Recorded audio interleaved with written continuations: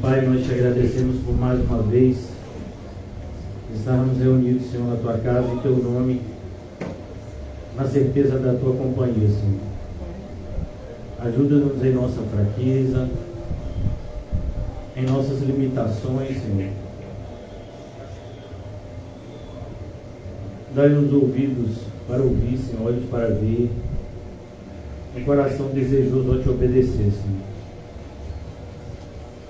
Eu oro, Senhor, para que o Senhor manifeste aquilo que na nossa vida, Senhor, tem atrapalhado a nossa plena convicção contigo. E nos ajude a remover, Senhor. Como disse a tua palavra, se cumpre em nós a promessa que o santo santifica-se mais ainda. E o Senhor nos ensinou que a tua palavra nos santifica, que assim seja nessa noite, Senhor. Que haja santificação nas nossas vidas, por meio da tua palavra.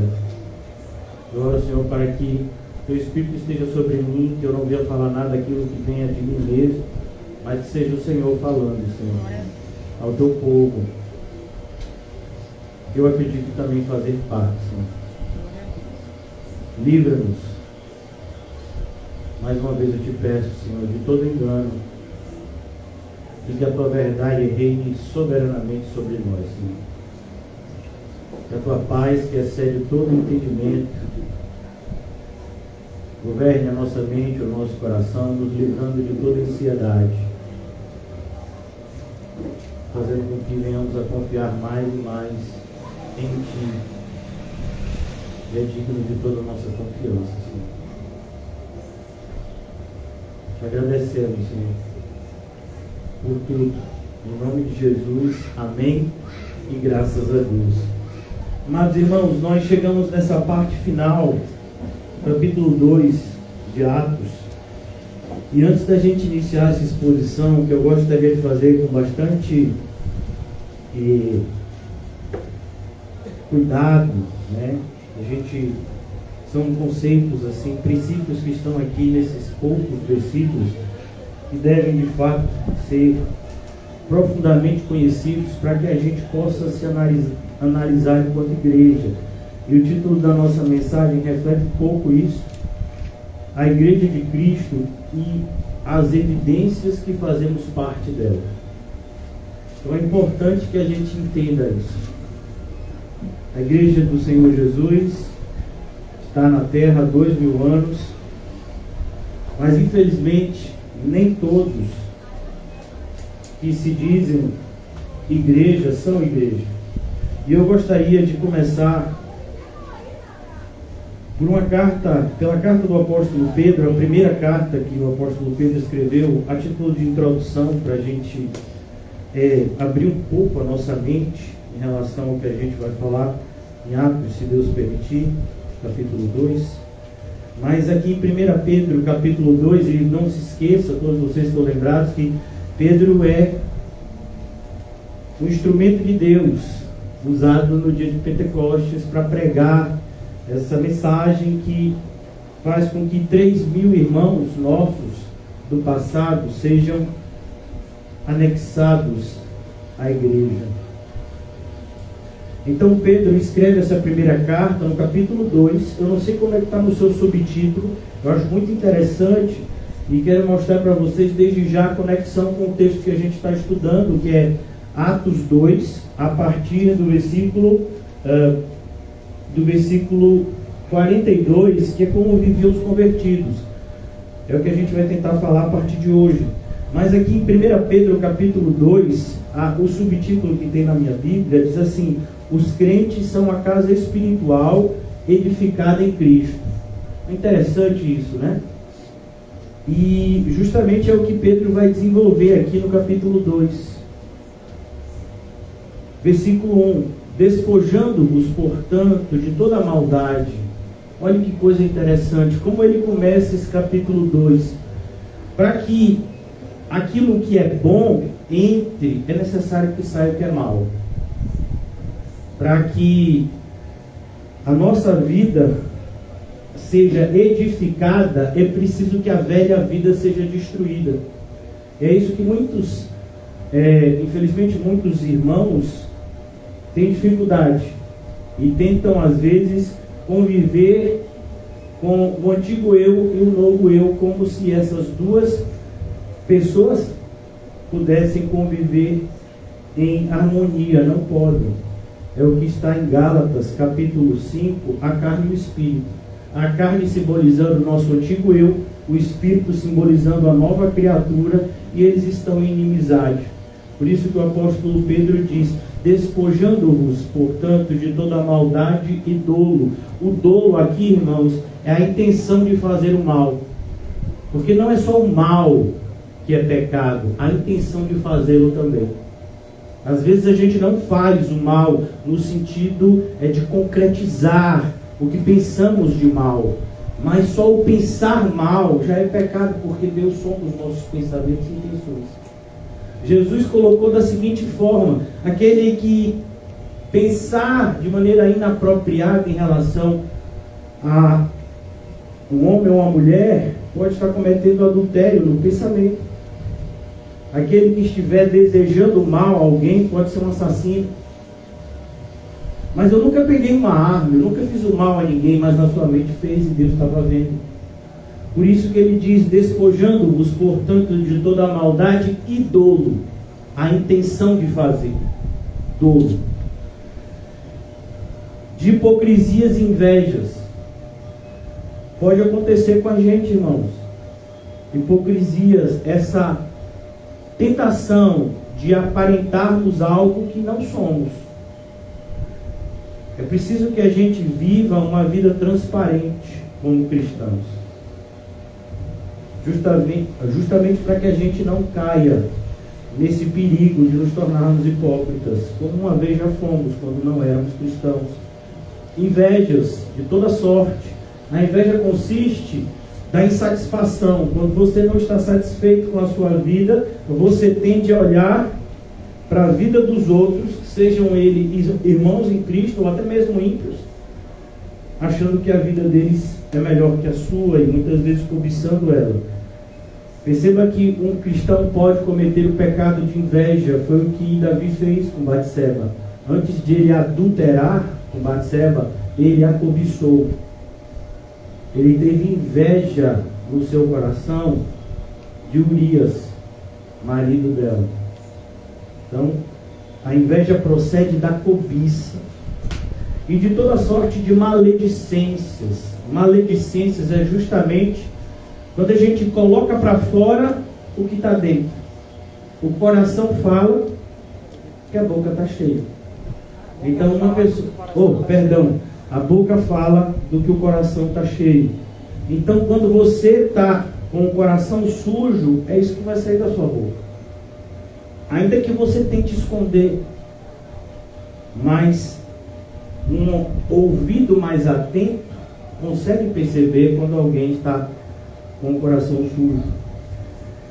Desejai, e agora ele diz, perceba, depois dessa destruição do errado, agora a construção do certo. Desejai. Perceba que nem todo desejo é pecado. O desejo de ser santo, maravilhoso. O desejo de fazer o bem, o desejo de evangelizar para a glória de Deus, o desejo de ajudar o nosso semelhante como Cristo nos ajudou e ajuda.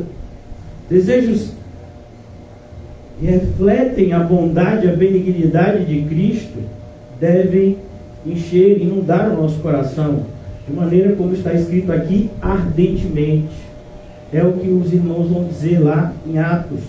O queimou no íntimo, como crianças recém-nascidas. Foi justamente assim que se sentiram aqueles quase 3.000, como crianças recém-nascidas. O que devemos fazer? E aí o apóstolo Pedro disse: vocês serão batizados, vocês receberão o dom do Espírito Santo, vocês terão os pecados perdoados, vocês farão parte agora do corpo de Cristo. Desejai ardentemente como crianças recém-nascidas o genuíno leite espiritual. E é bonito isso. Porque por mais que a gente se sinta maduro na fé, e é importante que você e eu tenhamos maturidade, porque só assim a gente pode ajudar um irmão imaturo. Então, a gente ainda se sente como crianças, no sentido de dependência. Nos tornamos sempre, cada vez que crescemos na graça e no conhecimento do Senhor Jesus, cresce também a nossa dependência dele. Pode até parecer um paradoxo no mundo que a gente vive, onde o conhecimento faz com que as pessoas se tornem orgulhosas, independentes e autossuficientes, mas no Evangelho é o contrário. Quanto mais você estuda o Evangelho, quanto mais você conhece a Cristo, mais você sabe a sua dependência dele. E aqui ele fala nesse sentido. O genuíno leite espiritual, para que por esse leite espiritual, vos seja dado crescimento para a salvação. E aqui a melhor tradução seria crescimento que evidencia a nossa salvação. Então, como eu sei que eu sou salvo? Pelo fruto que minha vida produz. Então, há uma necessidade urgente de um autoexame sincero da nossa parte em relação à nossa vida espiritual. Porque, irmãos, nós não sabemos quando vai ser o fim da nossa jornada aqui na Terra. E é importante que a gente esteja preparado para ela, andando em certeza de fé, de que ao fecharmos nossos olhos aqui, abriremos os nossos olhos na eternidade. O genuíno leite espiritual, para que por eles vos seja dado crescimento para a salvação. Se é, olha que coisa, se é que já tendes a experiência de que o Senhor é bondoso. Perceba que o apóstolo Paulo fala exatamente isso em 2 Coríntios capítulo 2. Vamos lá rapidamente. Deixa aqui marcado 2 Pedro, a gente já vai voltar, mas eu quero mostrar para vocês como é o Espírito Santo, falando tanto por Pedro quanto por Paulo, que estão separados por alguns anos, né, de caminhada. O apóstolo Pedro inicia muito antes do apóstolo Paulo. E aqui, escrevendo cartas para pessoas diferentes, de regiões diferentes, mas o Espírito Santo trazendo uma mensagem que serve para todos, inclusive para nós hoje.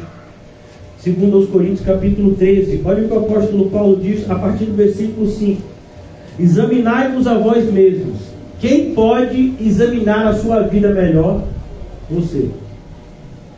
Eu, ou um irmão próximo a você, pode ver o que você faz de errado, mas a gente não pode saber o que você pensa de errado.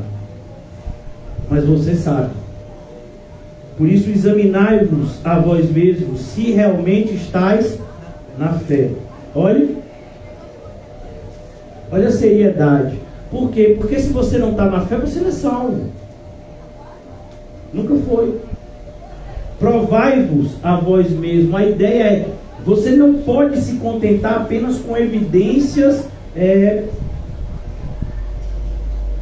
formais, mas é preciso uma evidência experimental, no sentido de que além daquilo que é formal, mas a essência. Ou não reconheceis que Jesus Cristo está em vós. A ideia de que Jesus Cristo está dentro da gente por meio do Espírito Santo que a gente recebeu. Se é, olha que coisa séria, se não é que já estáis reprovados. Mas espero que reconheçais que não somos reprovados. Estamos orando a Deus para que não façais mal algum, não para que simplesmente pareçamos aprovados, mas para que façais o bem, embora sejamos tidos como reprovados. Porque nada podemos contra a verdade, senão em favor da própria verdade. Porque nos regozijamos quando nós estamos fracos e vós fortes. Isto é o que pedimos, o vosso aperfeiçoamento.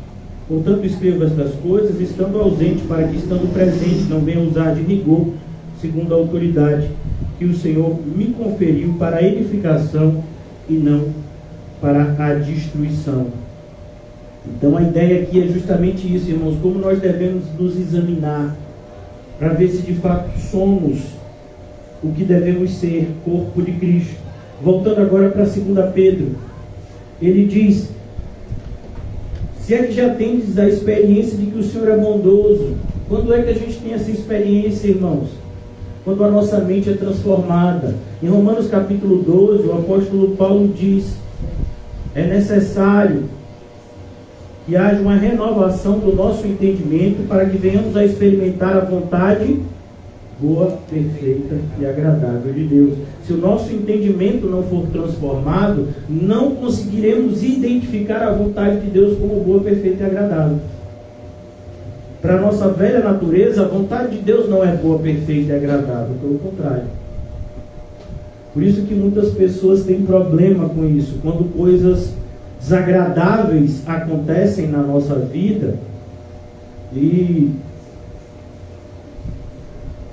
muitos cristãos ao longo dos séculos tiveram dificuldade com esse problema. Por exemplo, durante algumas épocas da história da igreja, os cristãos foram perseguidos e mortos de maneiras extremamente cruéis.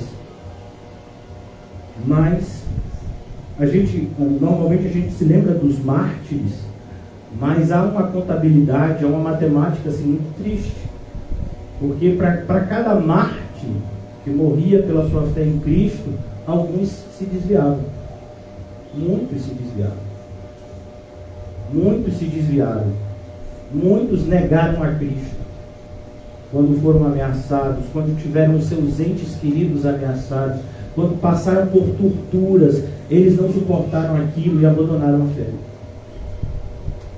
Então é preciso que a gente entenda isso, que essas coisas vão acontecer, que Jesus nos avisou, e Jesus é a principal referência nisso. Todo o sofrimento de Cristo, e ele disse: se trataram assim a mim, vocês que são meus discípulos não podem esperar um tratamento diferente do mundo. Mas infelizmente, alguns irmãos na história, ao longo desses 2000 anos de história da igreja, muitos infelizmente retrocederam, não suportaram as perseguições, as afrontas, e renunciaram. Existem inclusive filmes. No Japão, há uns séculos atrás, quando o Evangelho chegou lá, eles prendiam os cristãos, torturavam os cristãos, e muitos não conseguiam, né? E uma das formas era justamente, eles conseguiram uma espécie de imagem cristã, e aí eles eles pegavam aquela imagem cristã e eles colocavam na areia para que ficasse como se fosse a forma de Cristo. E a maneira como o cristão negava a sua fé era pisando em Cristo. E era daquela forma que ele fazia publicamente, para que a perseguição cessasse e ele fosse incluído na sociedade japonesa da época, só alguns séculos atrás. Então, esse tipo de perseguição ainda existe, e muitos estão retrocedendo. Alguns fazem isso expressamente, outros fazem intimamente. Se é que tendes a experiência de que o Senhor é bondoso. E perceba, essa experiência de que o Senhor é bondoso, irmãos, não é que o Senhor é o gênio da lâmpada e satisfaz os nossos desejos. Então, o Senhor é bondoso. Se acontecer uma catástrofe, familiares forem mortos. O Senhor é bondoso se eu contrair uma enfermidade que me cause muita dor até minha morte. Por que o Senhor é bondoso? Porque Ele enviou Jesus Cristo pelos nossos pecados. Ele nos garante uma vida eterna de prazer indizível no céu.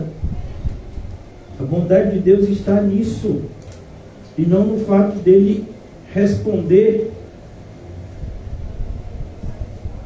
a determinadas orações que fazemos, e que não há nada de errado em fazê-las, mas no sentido de que Deus é obrigado a cessar o meu sofrimento. Então, se eu tenho um ente querido que está doente, eu vou orar para que ele seja curado, e não há mal nisso. Mas e se ele não for? Deus deixa de ser bom? Jesus deixou de me amar por causa disso? Não. Então é importante que a gente tenha essa atitude madura, é isso que Pedro está dizendo aqui. O Senhor é bondoso. O Senhor é bondoso, mesmo a gente sendo perseguido, o Senhor é bondoso. Chegando, versículo 4, chegando-vos para Ele, a pedra viva. Jesus é a pedra fundamental da nossa vida.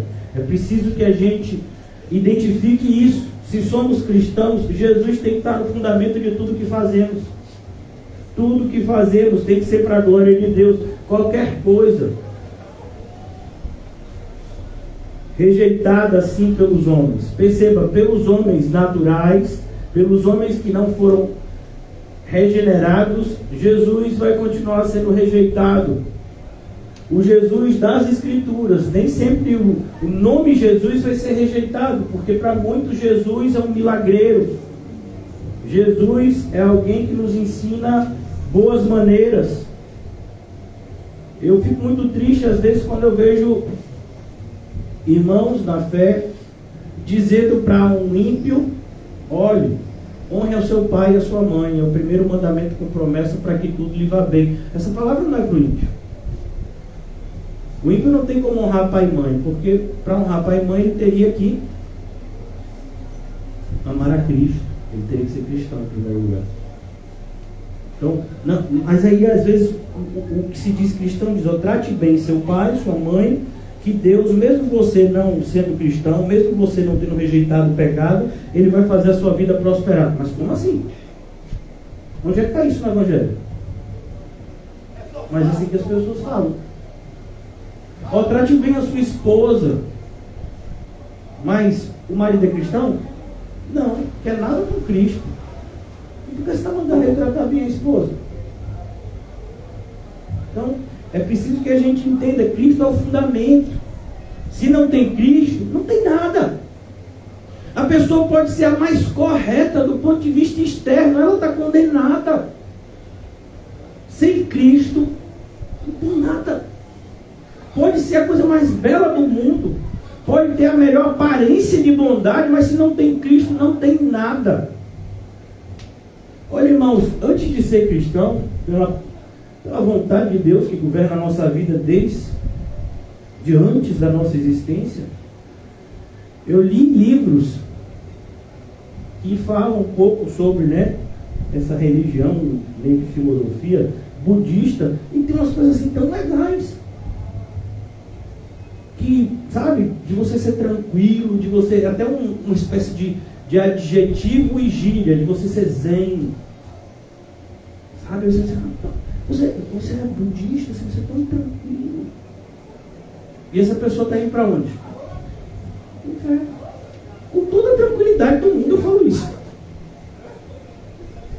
Então, às vezes a gente vê essa aparência. Tem um livro mesmo que eu li antes de ser cristão, chamado O Monge Executivo. Muito famoso esse livro. Na minha época, acho que até hoje é. Falando justamente de um monge que no passado tinha sido um executivo bem rico e que ele abandonou tudo para ser monge. E aí o executivo que está num tipo de colapso, emocional, ele é direcionado a se relacionar com esse monge, aprender um pouco com ele. Mas o que tem isso de salvação? Nada. Por isso que as pessoas amam. Eu não só amei o livro na época, hoje não quero conta, mas na época, como paguei caríssimo para assistir a palestra do autor que veio aqui no Brasil. Na época eu tinha dinheiro. Porque é isso que as pessoas querem, essa paz aparente, essa aparência de bondade. Mas se não tem a pedra fundamental, não vale de nada. É por isso que é o que a gente faz com o ente querido ímpio, o que a gente faz com o vizinho ímpio, o que a gente faz até com quem odeia a gente. Prega o Evangelho. Porque enquanto a pessoa não crê em Cristo, nenhuma das promessas da Bíblia vale para ela. Nada. Então, cuidado. Porque é uma heresia diabólica muito comum entre os evangélicos da nossa geração, de que as promessas de Cristo podem ser aplicadas inclusive para aqueles que vivem uma vida totalmente distante de Cristo. Cuidado, isso não é verdade. pelo contrário, é uma mentira diabólica. Versículo 4, para a gente concluir aqui a introdução. Chegando-vos para ele, a pedra que vive. Jesus não está morto, ele está vivo. Ele está aqui no meio de nós hoje. Ele está dentro de cada um de nós aqui que é regenerado. Eu quero acreditar que são todos. Chegando-vos para ele, a pedra que vive, rejeitada sim pelos homens, mas para com Deus, eleita e preciosa. É isso que Pedro prega no sermão lá em Pentecostes. Também, versículo 5, vós mesmos, como pedras que vivem, percebeu? Então Jesus é a pedra fundamental. O apóstolo Pedro está usando aqui uma analogia que o próprio Cristo usou com ele. Vocês lembram de Mateus 16? Quando Jesus pergunta aos apóstolos, quem vocês dizem que eu sou? E Pedro diz, tu és o Cristo, o Filho de Deus. Ele diz, pois tu és pedra, e sobre esta pedra edificarei a minha igreja. A pedra ali não é Pedro. É a revelação que Jesus Cristo é o Filho de Deus. E Pedro é uma lasca de pedra. Então a revelação, Jesus Cristo é o Filho de Deus, é o fundamento da igreja. E cada um de nós, inclusive Pedro, são pedras vivas que são acrescentadas na edificação da igreja. É isso que aqui o apóstolo Pedro está ensinando. Ele que também era uma pedra viva. Também vós mesmos, como pedras que vivem, sois edificados casa espiritual. Casa o quê? Espiritual. Por isso que aqui nós sempre deixamos claro que muito mais importante do que qualquer estrutura física que a igreja venha a ter, né, que o local que nos reunimos venha a ter, muito mais importante a maneira como nós cuidamos uns dos outros, principalmente daqueles que têm menos. A igreja é organizada dessa forma: aqueles que têm mais não tenham sobrando, e os que têm pouco não lhe falte nada, e haja sempre igualdade. É assim que deve ser na igreja. Também vós mesmos, como pedras que vivem, sois edificados casa espiritual, para seres sacerdócio santo. E olha que coisa linda. Vocês lembram que na antiga aliança, o sacerdote, ele necessariamente tinha que vir de uma tribo. Que tribo? A tribo de Levi. A tribo que ficou excluída propositalmente da divisão das terras. Para quê? Para que fosse incumbida a ela essa tarefa de ser intermediadora entre Deus e os seus irmãos. Então eles viviam nas outras tribos e eles faziam esse serviço de intermediação. E dentre os da tribo de Levi, um grupo foi separado para o sacerdócio. E o sacerdócio naquela época, ele dizia respeito bastante sobre sacrifícios. Você leia o livro de Levítico, por exemplo.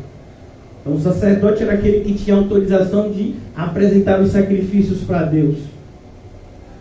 E ele diz agora que todos somos sacerdotes. Todos somos sacerdotes. Por quê? Porque o sacrifício que apresentamos a Deus é a nossa própria vida. Então nós somos o sacrifício e os sacerdotes que apresentam o sacrifício. Nós somos aqueles que levam a palavra, não um grupo específico. Nem todos somos chamados para pregar publicamente, mas todos somos chamados para dividir a nossa fé. Todos. Sem excluir ninguém. Também vós mesmos, como pedras que vivem, sois edificados casa espiritual, para ser de sacerdócio santo, a fim de oferecer sacrifícios. Quais são os sacrifícios que o Senhor recebe? Dinheiro? Pedra preciosa? Casa? Não, são sacrifícios espirituais, agradáveis a Deus. Por exemplo, um coração quebrantado, como já dizia o salmista. Lá em Atos a gente vê o quê? Um povo arrependido. E o próprio Jesus disse: a alegria no céu quando o pecador se arrepende. Sacrifícios espirituais agradáveis a Deus, por intermédio de quem? Quem é o único intermediário entre Deus e os homens? Jesus Cristo. Por isso, está na Escritura: eis que ponho em Sião uma pedra angular, eleita e preciosa. A pedra angular, irmãos, é um adjetivo do Antigo Testamento que significa pedra fundamental. Eleita e preciosa, a quem nela crer, e quem nela crer não será de modo algum envergonhado. Para vós outros, portanto, os que credes, percebeu? Está falando com todo mundo? Não, está falando com os que creem. Por isso que é importante que a gente saiba diferenciar quem é quem. Para vós outros, portanto, os que credes, é a preciosidade, mas para os descrentes, a pedra que os construtores rejeitaram, essa veio a ser a principal pedra angular. E pedra de tropeço e rocha de ofensa. São esses os que tropeçam na palavra. Eles tropeçam em quê? Na palavra. Ou vocês acham que só tinham 3.000 pessoas ouvindo Pedro pregar naquela manhã? Com certeza não. Muito mais. Mas quantos foram chamados? 3.000. Então que a gente tenha essa mentalidade correta em relação à pregação, em relação à igreja, ao evangelismo. Muitos ouvirão e não crerão, não darão crédito. São estes os que tropeçam aonde, mais uma vez? Na palavra. Felizmente muitos estão fazendo isso dentro da igreja, tropeçando na própria palavra, sendo desobedientes. Olha a marca daquele que tropeça. A primeira marca, desobediência. Foi assim com os demônios. Os demônios foram criados como demônios? Não. Eles foram criados como o quê? Anjos. E por que eles se tornaram demônios?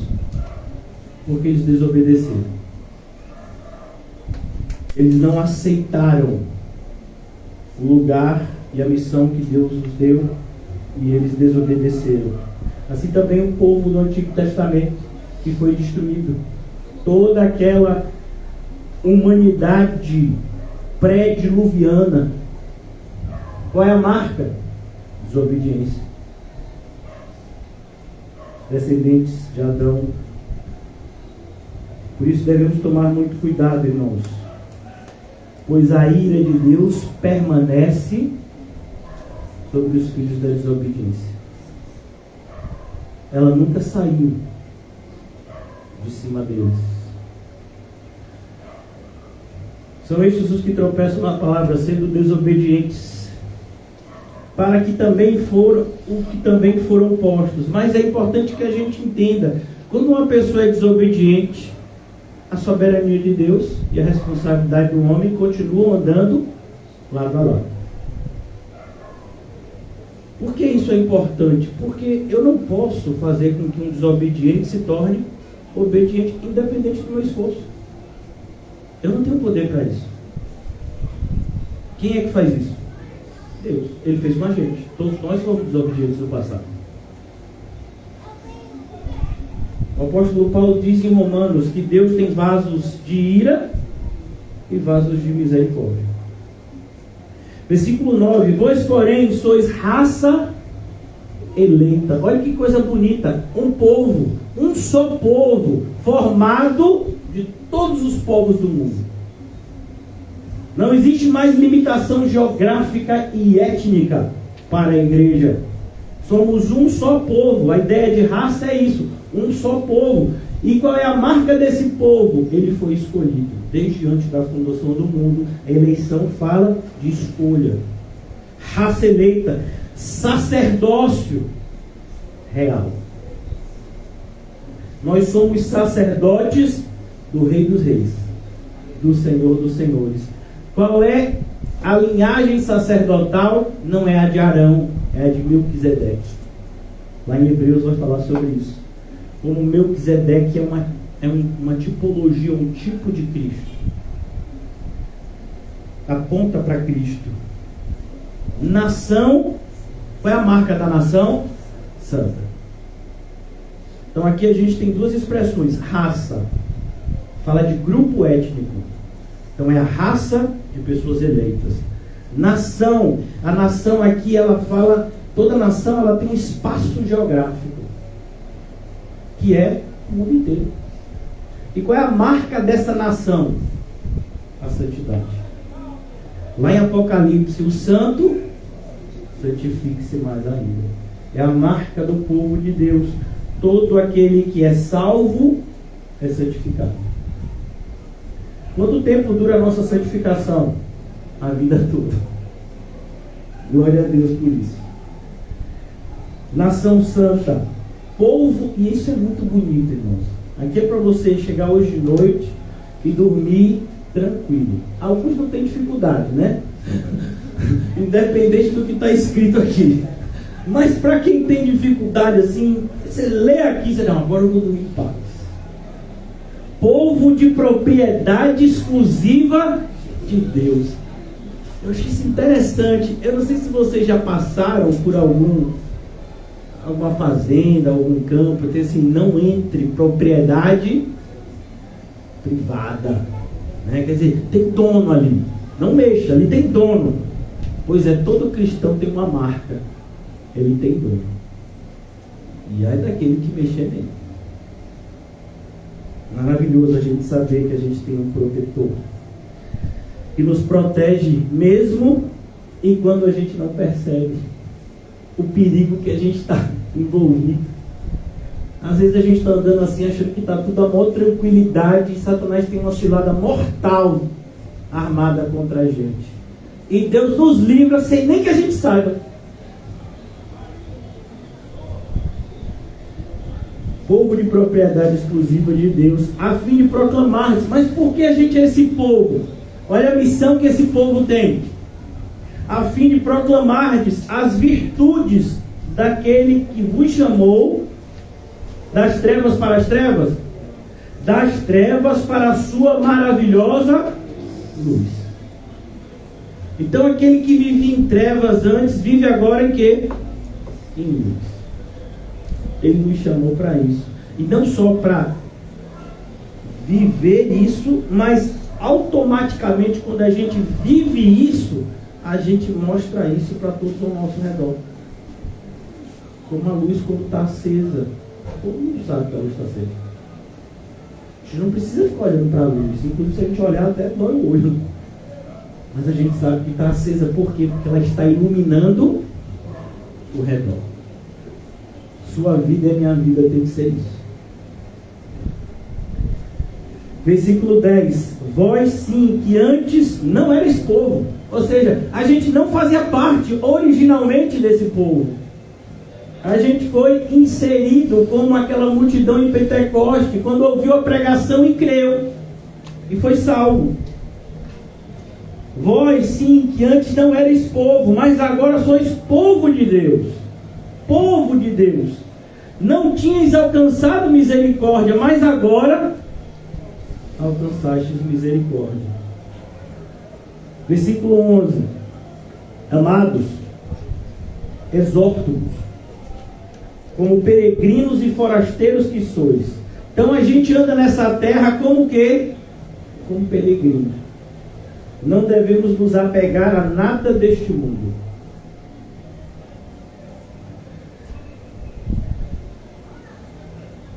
Isso inclui pessoas. Dói isso, né? Mas é verdade. Nós não podemos amar mais as pessoas do que a Cristo. Porque se a gente fizer isso, a gente não está amando as pessoas. A gente está tendo um sentimento de propriedade. Isso que as pessoas comumente chamam de amor, do ponto de vista do mundo, não é amor. É um sentimento muito contrário ao amor que Deus ensina na sua palavra. Por isso, cuidado. Peregrinos, somos forasteiros. Por que forasteiros? A ideia de que nós não fazemos parte do mundo. Somos tirados dele. Então nós estamos andando em um território não só estrangeiro, mas inimigo. Lá em 1 de João vai ser dito que o mundo inteiro jaz no maligno, mas nós somos de Deus, então forasteiro nesse sentido. Que sois, a vos absterdes das paixões carnais. E a gente vê gente da igreja não somente vivendo de paixões carnais, mas incentivando uns aos outros. E tem gente, inclusive, que fala mal, né? Porque a gente diz, isso é seu sonho? Então mate ele, porque senão ele vai matar você. Você não está aqui mais para realizar o seu sonho, você é nova criatura. Você tinha sonhos antes de Cristo. Agora em Cristo, qual é o nosso grande desejo? Alegrar aquele que nos arregimentou. Alegrar aquele que nos salvou. Eu não estou dizendo que você não pode ter as coisas, de jeito nenhum. Mas ela não é mais, as coisas não são mais sua prioridade nem a minha. Eu não estou dizendo que você não pode apresentar ao Senhor aquilo que você acha que vai fazer bem a sua vida. Claro que você pode. O que você não pode é colocar isso como prioridade na sua vida. Não podemos mais. A gente já cresceu, irmãos. Pelo amor de Deus. Não podemos. Preciso que a gente entenda. De nada adianta alcançarmos determinadas metas aqui na terra que só vão cooperar para a nossa condenação e não para a nossa salvação. Tantas pessoas vão alcançar objetivos terrenos que naquele grande dia serão justamente o que as condenará no grande tribunal de Cristo. Não foi assim no rico e Lázaro, em Lucas 16? Você acha que faltava alguma coisa na vida daquele rico? Todos os dias ele se regalava esplendidamente. Não faltava nada. Ele atingiu os seus objetivos. Mas quando ele chegou lá, no dia do juízo, ele não entende, porque eu estou nesse lugar de dor e sofrimento. Porque você já recebeu a sua cota na terra. Agora não tem mais. Os cristãos são aqueles que renunciaram a tudo. Tomaram a sua cruz e seguem Jesus. Ouvirão naquele grande dia: vinde, benditos de meu Pai. Percebe, irmãos, como essa mensagem é dura para os ouvidos dos crentes atuais? Os crentes atuais que querem que Jesus, além de garantir o céu, ainda garanta o paraíso aqui na terra. Olha, Senhor, se o Senhor não aliviar meu sofrimento, eu vou me afastar da igreja. Deixa eu lhe dizer uma coisa: se alguma vez você pensou isso, há um sério risco de você nunca ter sido igreja. Qual foi a resposta de Pedro quando em João 6 todos os discípulos começaram a abandonar Jesus? E Jesus olhou para eles e disse: vocês também não querem ir embora? Qual foi a resposta de Pedro? Para quem nós iremos? Então o cristão sabe: se eu sair daqui, eu não tenho vida mais. Vou para onde? Tá ruim, dói ser cristão, mas vai doer mais ainda não sei.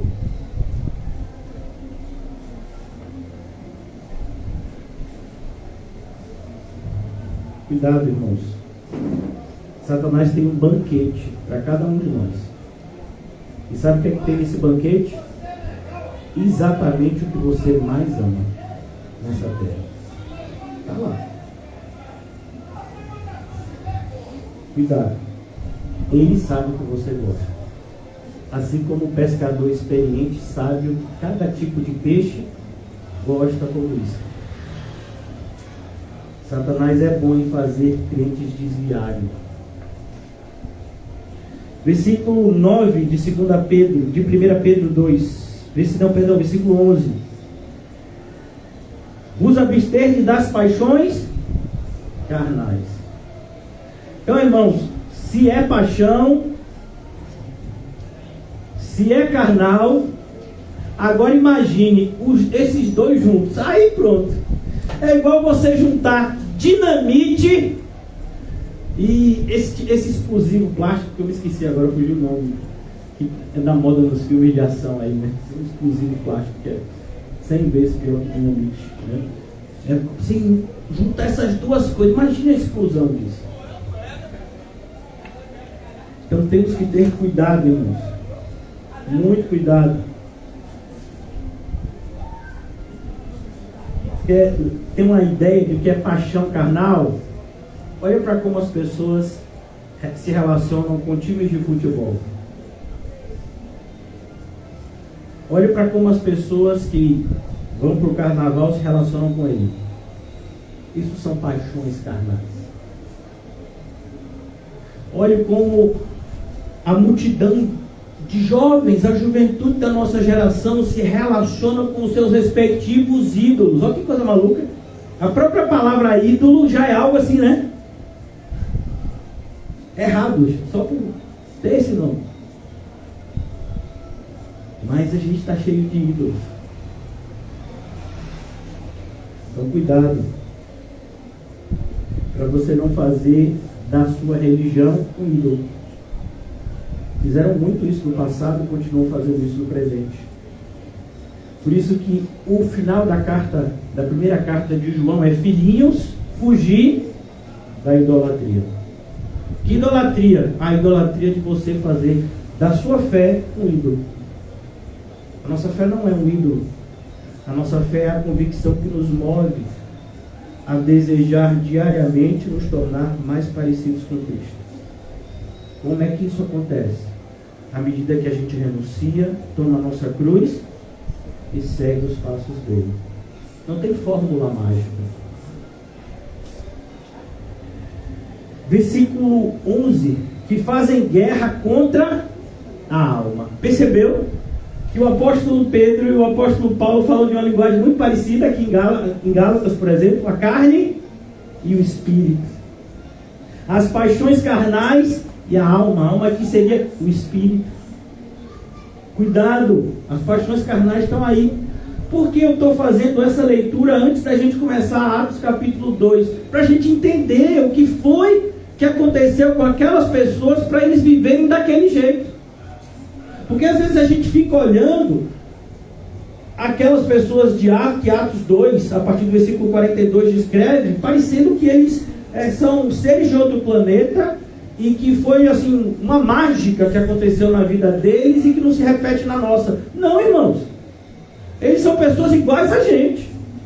Todo mundo ali era ou pai, ou mãe, ou filho, ou filha, tinha trabalho. Eram pessoas iguais a nós. Tinha dor de dente, tinha problema de saúde, tinha problemas financeiros. Está todo mundo ali. Mas eles tomaram a atitude de viver daquele jeito. Então cuidado.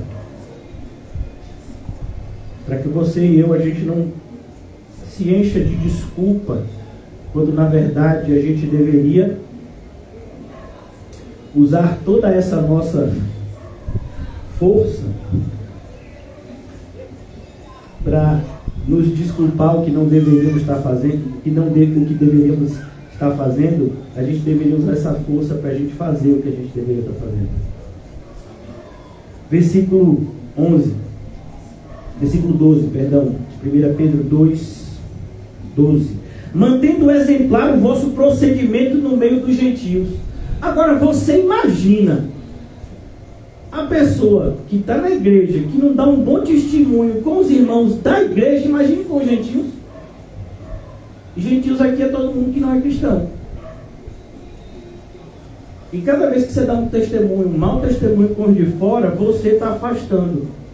Independente dessa pessoa nunca vir a Cristo, ouvir, mas é o que você fez para contribuir, ou o que você fez para afastar, que vai contar contra ou a favor de você naquele grande dia. Cuidado. Mantendo exemplar o vosso procedimento no meio dos gentios, para que naquilo que falam contra vós, naquilo que falam contra vós outros, como de malfeitores. Os cristãos muitas vezes eles eram tratados assim, eles eram caluniados. Então atribuíam a ele coisas que eles não faziam. Falavam mal, abertamente e voluntariamente dos crentes do passado. E o apóstolo Pedro está dizendo, independente daquilo que falam mal de você, haja corretamente. Por quê? Observando-vos em vossas boas obras, glorifiquem a Deus no dia da sua visitação. Naquele grande dia. Ou essas pessoas sendo salvas ou não. Se elas forem salvas, elas reconhecerão que Deus é na sua vida. Se elas não forem salvas, elas ainda assim reconhecerão que Deus é na sua vida, no dia do juízo. Essas duas hipóteses. O cristão sempre vai ser visto como cristão, se ele for cristão. Versículo 13: sujeitai-vos a toda instituição humana. Sujeitai-vos a toda instituição humana. E tem gente que às vezes está na igreja e diz assim, mas eu não me sujeito a homens. Então você está com problema com a Bíblia. A gente não se sujeita a homens naquilo que nos coloca contra a palavra de Deus, mas isso que a pessoa está falando é bíblico, e você não se sujeita, aí o seu problema não é com a pessoa, é com Deus. Cuidado. Sujeitai-vos a toda instituição humana, por causa do Senhor. E olha, quantas pessoas fazem rebeliões estatais, né? Insurgências, dizendo que estão em nome do Senhor que não estão. O Senhor disse, o nosso reino não é dessa terra. Então, a gente não está aqui para tirar um governo e botar outro. A gente não está aqui para desrespeitar determinadas autoridades judiciais, policiais, não. Estamos aqui, se ela está ali é porque Deus permitiu. Não foi assim que o Senhor Jesus falou, por exemplo, com o perverso Pilatos? Pilatos disse, eu tenho poder para te soltar. Jesus disse, nenhum poder seria dado se o meu Pai não te desse. Quem foi que colocou Pilatos ali? Deus. E Pilatos era justo? Não. Por isso, cuidado. Muitas pessoas têm usado o nome de Jesus de uma maneira que Jesus não autorizou.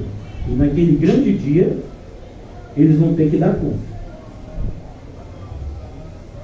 Quer as autoridades, como enviadas por ele, tanto para castigo dos malfeitores, como para louvor dos que praticam o bem. Isso aqui não está dizendo que a autoridade vai louvar os que praticam o bem. Não. Várias autoridades torturaram cristãos e mataram eles. Mas isso deixou de ser louvor? Não. Quando um cristão é torturado e morto, o que acontece? Ele vai para o céu. E o nome de Cristo é glorificado. Porque fica evidente diante daquele ímpio torturador que a pessoa amou muito mais a Cristo do que a sua própria vida. O que você acha que impactou na vida do jovem Saulo de Tarso o testemunho de Estevão, por exemplo? Então é importante que a gente entenda, Cristo é louvado, seja na nossa alegria ou no nosso sofrimento, no nosso livramento ou no nosso sofrimento. Cristo é louvado. Lá, aqui no livro de Atos que a gente está estudando, né, aqui é uma introdução que a gente está fazendo para entender um pouco melhor Atos. Pedro e Tiago, dois apóstolos, são presos. E a igreja está orando. Tiago deixou de ser morto? Não. Pedro foi solto. Então, a vontade de Deus deve ser para mim e para você sempre motivo de louvor. É a vontade de Deus que a gente dê sempre graças por tudo. É fácil? Não. Tanto que Jesus diz no Sermão do Monte, se você amar só os que te amam, que diferença tem do ímpio? O ímpio também procede assim. Então aqui, O apóstolo Pedro diz, versículo 14: que as autoridades como enviadas por ele, tanto para castigo dos malfeitores, como para o louvor dos que praticam bem. Porque assim é a vontade de Deus. É a vontade. A gente fica se perguntando o tempo todo, qual é a vontade de Deus? Na Bíblia tem tantos textos como esse. A vontade de Deus é. Mas esses textos parece que a gente passa assim no rápido. Uau! Porque normalmente essa vontade não é nossa. Aí a gente fica assim, é que está dizendo assim que é a vontade de Deus, mas eu não estudei ainda no grego. Eu não sei se aqui português está correto. Porque assim é a vontade de Deus, que pela prática do bem. Olha que coisa boa, irmãos, é fazer o bem. Principalmente quando você não tem recompensa humana nenhuma. Maravilhoso. Para quem faz? É o que Paulo está dizendo. Olha, tem uma coisa que vocês têm que descobrir. É melhor dar do que receber. Tem alguns irmãos aqui que já sabem isso, amém? Aleluia? Quando recebe é bênção, e quando dá é mais bênção ainda. Porque é melhor dar do que receber. Porque assim é a vontade de Deus, que pela prática do bem façais emudecer a ignorância dos insensatos. Pela prática do quê? Do bem. Uma das melhores formas da gente fazer o bem é a gente não se cansar de fazer o bem. Porque, irmãos, começar a fazer o bem não é tão difícil quanto continuar fazendo o bem. Eu já vi muito isso acontecer.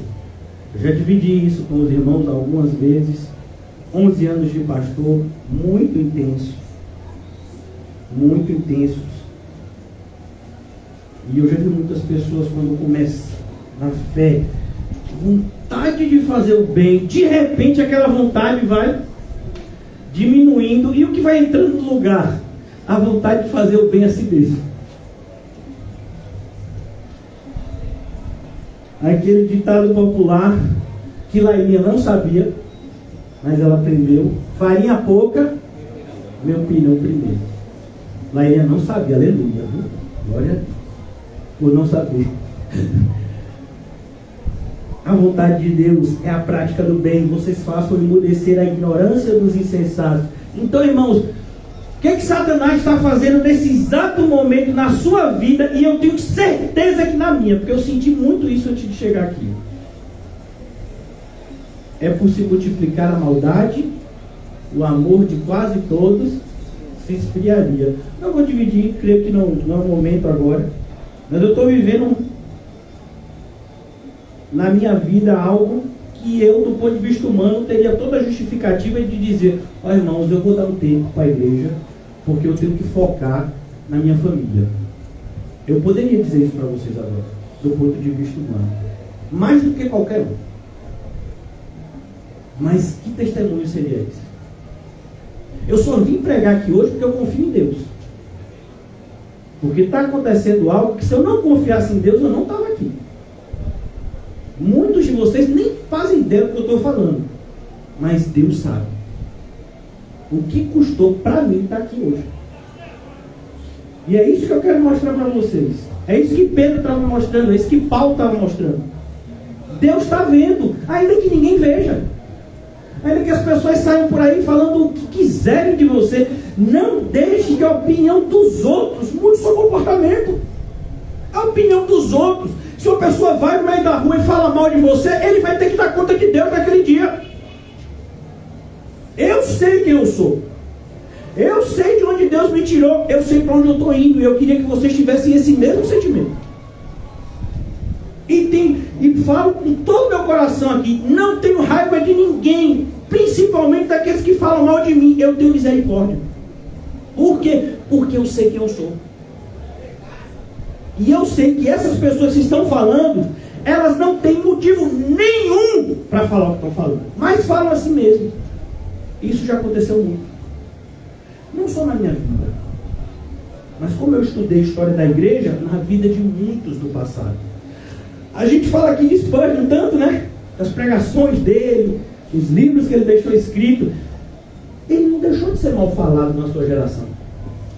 Ele foi até expulso do círculo lá dos batistas. Não é fácil ser crente. Não é fácil ser pastor. Não é fácil ter que falar a verdade para pessoas que estão vivendo num mundo de engano. Mas não é por causa disso que a gente vai deixar de fazer. Fazer o bem é isso. É fazer o que ninguém quer. Que você não está recebendo do ponto de vista financeiro para isso. Mas você está recebendo espiritualmente muito mais para isso. E você sabe, isso lhe basta.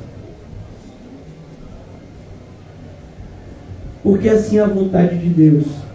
Que pela prática do bem, e o bem é isso, façais emudecer a ignorância dos insensatos. Como foi que Estevão disse, quando estava sendo apedrejado? Perdoa-lhes, eles não sabem o que fazem. Significa que todo mundo que apedrejou Estevão está no céu agora? Não. Mas Estevão estava dando testemunho. E a prova ali é que o coração de Estevão estava limpo. Mesmo que o coração dos seus assassinos estivesse sujo. É isso que eu desejo para vocês. E é isso que eu cobro de mim. Então aqui do púlpito estou dizendo, não tenho raiva de ninguém. Se você acha que eu tenho raiva de você, eu não tenho. De ninguém. E nem motivo para isso eu acredito que eu tenho. Pelo contrário. Versículo 16. Como livres que sois, não usando todavia a liberdade por pretexto da malícia, mas vivendo como servos de Deus. Isso é ser servo de quem? De Deus. Por isso que eu digo, é a Deus que servimos, é a Ele que prestaremos conta. É por isso que eu estou aqui hoje. Tratai todos com honra. E tratar com honra é isso. Agora, uma pessoa que não trata com respeito o pastor da igreja, você acha que ele honra quem? Me diga aí, com toda sinceridade e honestidade, uma pessoa que desrespeita a autoridade espiritual que Deus colocou na igreja que congrega, ele honra a quem? Olha que contraditório, irmãos. Uma coisa assim que é possível, está na frente. É como uma pessoa dizer para o outro assim: ah, você deve tratar bem o seu pai. E aí ele atende uma ligação e diz: o que é que você está me ligando, rapaz? Essa hora, me deixa em paz. A pessoa pergunta: quem é que estava no telefone? Meu pai. Mas você não acabou de dizer que eu tinha que tratar bem o meu? Por que você tratou o seu desse jeito? Porque a gente é muito bom, né? Na prática. Na teoria. Quando chega na prática, aí muitos vacilam. Que não seja assim na sua vida nem na minha. Tratai todos com honra. Amai os irmãos. Amai os irmãos. Temei. Percebeu a organização? Honrai o rei. Temei. Amai. Honrai. Olha os verbos todos colocados da maneira certa. Trate com distinção aqueles que o próprio Deus organizou pela sua soberania desse jeito. Então quem está no poder hoje, no nosso país, no mundo, quem colocou? Foi Deus. Independente se foi aqui no Brasil, por voto, independente se foi em outro país que vive, sei lá, uma ditadura, não é o nosso papel em conta. A gente pode chegar para evangelizar num país que vive uma ditadura há 20, 30 anos. Tem lugares assim na Ásia. Não é o nosso papel chegar lá dizendo que as pessoas não devem obedecer àquele homem que está lá como ditador há tantos anos. Nosso papel é pregar o evangelho. Aquele ditador não é problema nosso. Temei a Deus. Quem é que está no controle de tudo? É Deus ou é aquele policial que chega com uma metralhadora na sua cara? Ou policial ou traficante? Hoje em dia, os dois, infelizmente, chegam com uma abordagem muito violenta. Mas é Deus. A gente não está aqui para brigar com ninguém. Amai os irmãos. Como é que a gente faz com os irmãos? Odiai, maltratai, perseguiai. Nem existe essa conjugação. Amai os irmãos. Isso eu sei que vocês sabem, vocês fazem. Aleluia. Versículo 18. Servos, sede submissos com todo temor ao vosso Senhor, não somente se for bom. Olhe, quando você tem um patrão que não é um bom patrão, e aí, das duas uma. Ou você pede para sair do trabalho, ou você continua sendo o melhor funcionário que você pode ser, mesmo diante de um patrão perverso. O que você não pode é deixar de ser um bom funcionário porque você acha que seu patrão não é uma pessoa boa. Infelizmente, alguns têm agido dessa forma. Não aqui, num lugar bem distante. Mas também é o perverso, porque isso é grato.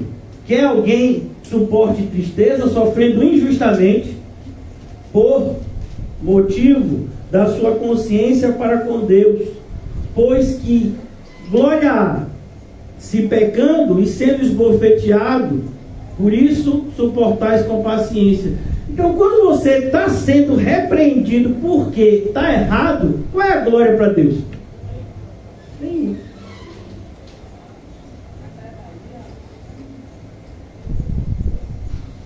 Se a gente está fazendo algo que está errado, está errado. E aí a gente tem que pedir perdão, se retratar, mudar. Se entretanto, quando praticais o bem, sois igualmente afligidos. Por quê? Porque na nossa mentalidade, pelo menos quando eu me converti, era assim. Eu achava que, não, agora que eu virei crente, eu estou fazendo as coisas certas, todo mundo vai aplaudir o que eu faço. As pessoas vão dizer, não, agora fulano é uma pessoa correta, é crente. Depois eu vi que eu era mais apedrejado por ser crente do que quando eu era aí. Eu disse, gente, que negócio doido é esse? E aí a Bíblia me ajudou. Porquanto, versículo 20, se entretanto, quando praticais o bem, sois igualmente afligidos e o suportais com paciência, suportais com... Isso é grato a Deus, agradável. Porquanto para isso foste chamados, pois que também Cristo sofreu em vosso lugar, deixando-vos exemplo. Então quando você diz, mas eu não sou Jesus, a minha resposta é, mas deveria viver como ele. Para mim também é essa a resposta, viu? Quando eu estou me queixando, eu respondo assim para mim. Deixando-vos exemplo para seguir os seus passos, o qual não cometeu pecado, nem dolo algum se achou na sua boca. Pois ele, quando ultrajado, não revidava com ultraje. Quando maltratado, não fazia ameaças, mas entregava-se àquele que julga retamente, carregando ele mesmo em seu corpo sobre o madeiro os nossos pecados, para que nós, mortos para o pecado, vivamos para a justiça. Por suas chagas foste sarados. Está onde isso? Isaías 53. Porque estáveis desgarrados como ovelhas, agora porém vos convertestes ao pastor e bispo da vossa alma. É bonito isso. Agora, essa foi a introdução, mas eu creio que a gente vai completar a exposição, se Deus permitir estarmos vivos no domingo. Hoje eu quero só iniciar aqui Atos 2:42. Como viviam os cristãos, como é a igreja, qual é a evidência que a gente está na igreja. Não vou fazer a exposição pormenorizada, mas eu quero mostrar para vocês a conexão entre o texto que a gente estudou e o que está escrito aqui. O que está escrito lá em 1 Pedro 2 é exatamente o que estava no interior desses irmãos. O que fazia com que eles vivessem a vida desse jeito aqui. Como viviam os primeiros convertidos. Porque eles viviam desse jeito. Como viviam os convertidos. Por quê? Porque houve uma mudança na vida deles. Eles estavam nas trevas e foram para a luz. eles se tornaram pedras vivas. Eles agora se tornaram uma nação santa. Eles perceberam que eles eram um povo eleito, precioso, adquirido pelo Senhor. Isso fez com que eles vivessem dessa forma. Versículo 42. E perseveravam na doutrina. Ah, mas eu não sigo homens. Eles perseveravam na doutrina de quem? Já pensou? Mas eu não sigo homem, eu sigo Jesus. Mas quem foi que pregou Jesus para você? Foi algum fantasma?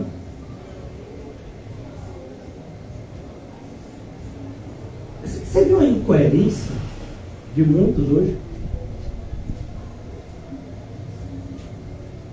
Perseveravam na doutrina dos apóstolos. O apóstolo Pedro era perfeito? Não, ele negou Jesus 3 vezes. Isso fez com que ele fosse reprovado? Não, ele se arrependeu. Jesus deu uma missão para ele. E ele está aqui cumprindo com fidelidade e coragem. Ele estava sozinho, o apóstolo Pedro? Não. Ele estava com mais 11. Inclusive um tinha sido colocado no colégio apostólico há pouco tempo, que era Matias. Eles perseveravam na doutrina dos apóstolos. O que é que tinha nessa igreja aqui? Ordem e decência. A gente não faz o que a gente concorda, a gente faz o que Deus manda. Se você não concorda, então você tem que ir para um lugar onde você faça aquilo que você concorda. E não ficar no lugar que você discorda, criando atrito. Então, cuidado. Perseveravam na doutrina dos apóstolos. Por quê? Porque tem os falsos mestres que são levantados pelos falsos crentes para satisfazerem as suas concupiscências. Então não falta falsa igreja. Perseveravam na doutrina dos apóstolos. Que doutrina é essa, irmãos? A doutrina que Jesus ensinou, Pedro acabou de pregar. Arrependam-se. Creiam em Jesus. Versículo 39 diz, versículo 38, respondeu-lhes Pedro, arrependei-vos. Olha a doutrina, irmãos, do arrependimento. Arrependimento, do cair em si, do você ouvir a verdade e a verdade mostrar para você, eu estou errado. E se eu continuar assim, meu problema não é com a pessoa que está me avisando, meu problema é com Deus. E a gente já viu, o que é que Pedro diz lá em 1 Pedro 2? Temei a Deus. Eu vou ler só uma passagemzinha aqui, só para a gente concluir. E mostrar essa passagem, como Deus leva a sério. E como Deus trata os seus servos. A gente às vezes pensa que pelos servos de Deus não reagirem com violência, como o mundo reagiria, ou qualquer coisa assim, que a gente pode fazer qualquer coisa com os servos de Deus e que não vai dar nada. Olha o que está escrito em Mateus 22. Só para que fique bem... Quem fizer qualquer coisa, esteja consciente do que está fazendo. O apóstolo Paulo diz aos cristãos de Éfeso, quando está se despedindo deles, o sangue de vocês não está em minhas mãos, porque 3 anos, noite e dia, eu preguei toda a verdade. Versículo 22 de Mateus, eu quero ser bem rápido aqui para a gente já concluir. De novo entrou Jesus a falar por parábolas, dizendo-lhes, o reino dos céus é semelhante a um rei, que celebrou as bodas do seu filho. Então enviou os seus servos. Ele enviou quem? Ele enviou quem? Seus servos. A chamar os convidados para as bodas, mas estes não quiseram vir. Enviou ainda outros servos com esta ordem: dizei aos convidados, eis que já preparei o meu banquete. Os meus bois e cevados já foram abatidos e tudo está pronto, vinde para as bodas. Eles, porém, não se importaram e se foram, um para o seu campo, outro para o seu negócio, e outros, agarrando os servos, os maltrataram e mataram. O rei ficou irado. O rei ficou o quê? Irado. A Bíblia diz que a horrenda coisa é cair na mão de um Deus irado. O rei ficou irado e, enviando as suas tropas, exterminou aqueles assassinos e lhes incendiou a cidade. Você percebe, irmãos, a seriedade? Por isso, cuidado. Leve a sério a palavra de Deus. É a palavra de Deus que está nos mostrando hoje para onde a gente está indo. É a palavra de Deus que está mostrando hoje o que está dentro do nosso coração. É a palavra de Deus. Nós não sabemos muitas vezes discernir entre pensamentos e pensamentos só com o auxílio da palavra de Deus. Concluindo, perseveravam na doutrina dos apóstolos, e só vou até aqui, e na comunhão. Então, se Deus permitir, domingo a gente vai continuar, né? Se eu estiver vivo até lá. Na comunhão. Isso aqui tem que ser uma comunhão. Eu vou ser bem claro hoje, né? Se existe algum irmão ou irmã, né? Eu creio que não, descontente no nosso meio, a gente tem que resolver essa situação, porque tem que ter comunhão. Assim, e se existia algum tipo de passividade da minha parte até hoje, não vai existir mais. Por quê? Porque já está gerando muita confusão no meio da igreja. Já está gerando muito mau testemunho na comunidade que a gente está plantado. Então, já foram inúmeras as chances que foram dadas, incontáveis ensinamentos mostrando que é preciso que a gente viva em comunhão, em que se a pessoa não concorda, ninguém é obrigado a concordar. Então, quantas pessoas vão passar daqui a 2 semanas, vão se esbaldar no carnaval? Elas fazem isso por quê? Porque elas não acreditam no Evangelho. Quantas pessoas hoje estão praticando atos contrários à vontade de Deus? Por que elas estão fazendo isso? Porque elas não concordam com o Evangelho. Mas a gente não pode agir nessa contradição, que é um escândalo, um mau testemunho. De dizer que é cristão, de dizer que está indo para determinada congregação como a nossa, e de viver totalmente de maneira contrária com aquilo que está sendo pregado e ensinado no púlpito. Não pode mais. Acabou. Se quer, irmão, ninguém é obrigado a vir os cultos. Mas tem que dar bom testemunho a partir de hoje. A começar de mim, é claro.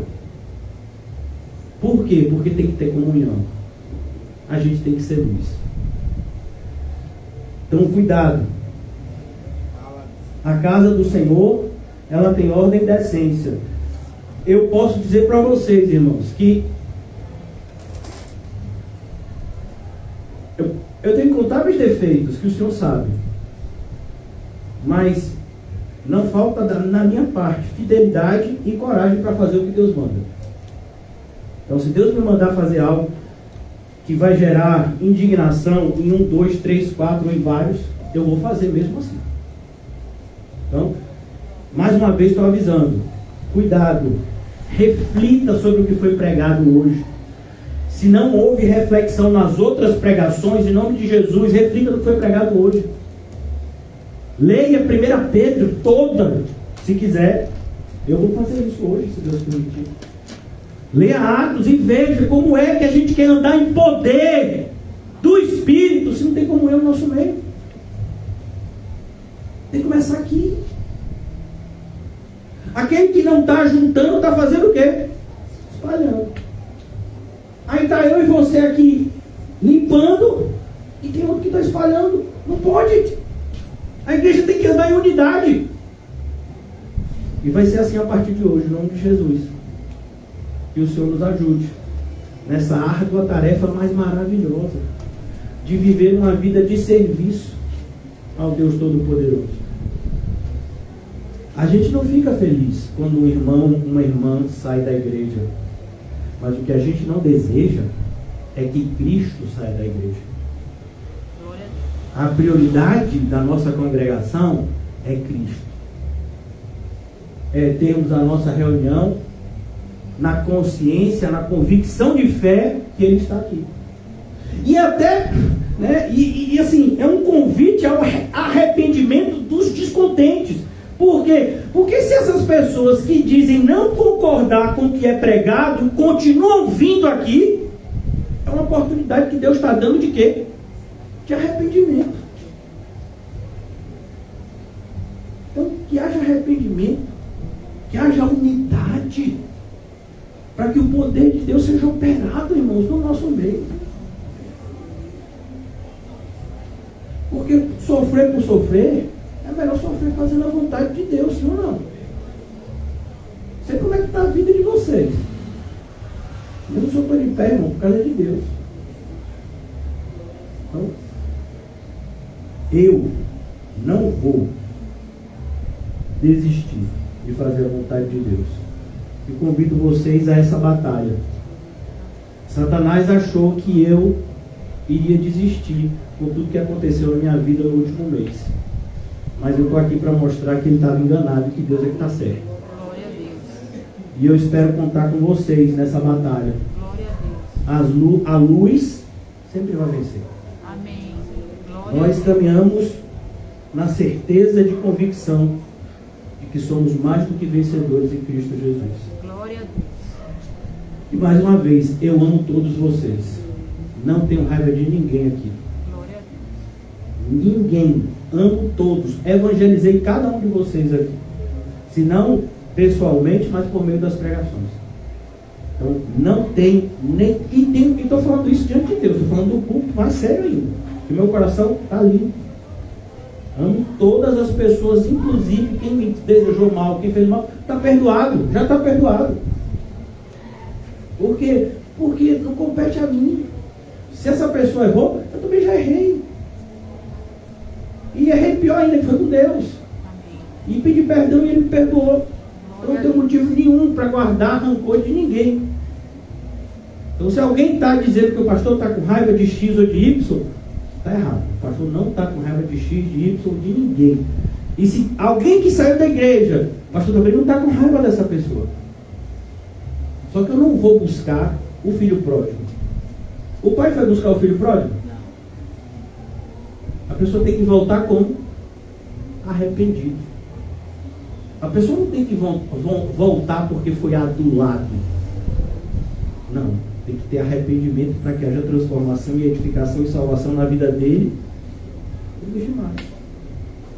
Então, que haja verdadeiro amor no nosso meio, que é operado pelo perdão, que é operado pela essa comunhão, que isso é possível quando Cristo é o centro das nossas vidas, é a pedra fundamental dela.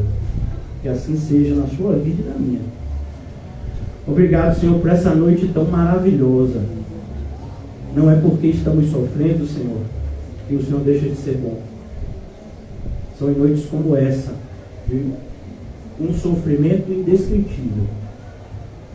E nós vemos que o Senhor tem alívio para o nosso coração e para a nossa mente, que vai além do nosso entendimento.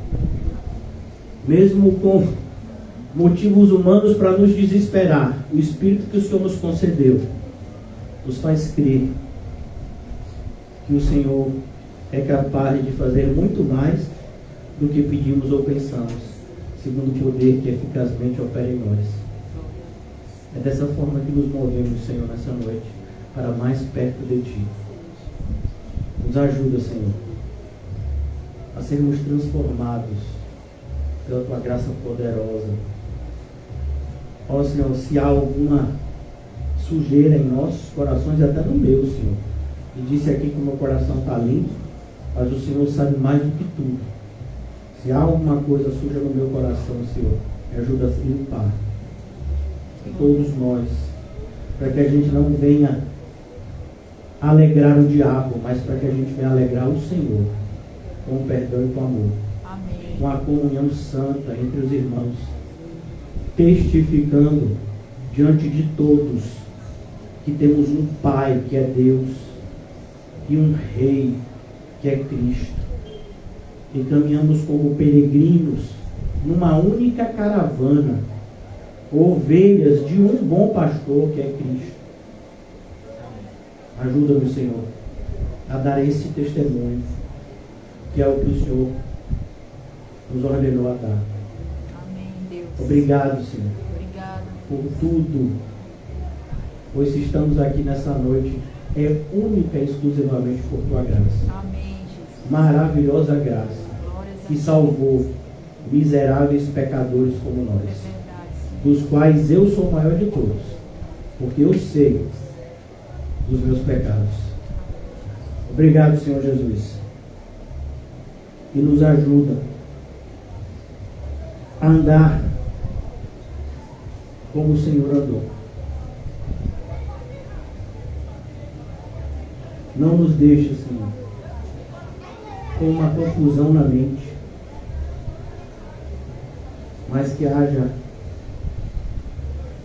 no nosso interior, reinando sempre a paz que excede o entendimento, para que o nosso andar seja de alegria, independente dos sofrimentos terrenos.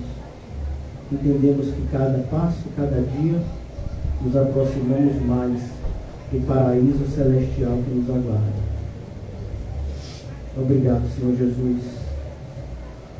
Muito obrigado, Senhor Jesus. Nos ajuda a amar cada vez mais o Senhor, que é o nosso semelhante. Glórias a Ti. Uma evidência central da Tua visitação salvadora nas nossas vidas. Oramos assim em Teu nome, Senhor Jesus. Amém. E graças a Deus. Amém. Que o amor de Deus Pai, Assim seja. que as doces consolações do Espírito Santo Assim seja. e que a graça maravilhosa do nosso Senhor Salvador Jesus Cristo seja sempre conosco. Nós vemos. Amém. Saúde infinitamente. Muito Espírito Santo. E vamos andar em unidade de fé. Amém. Glória a Deus.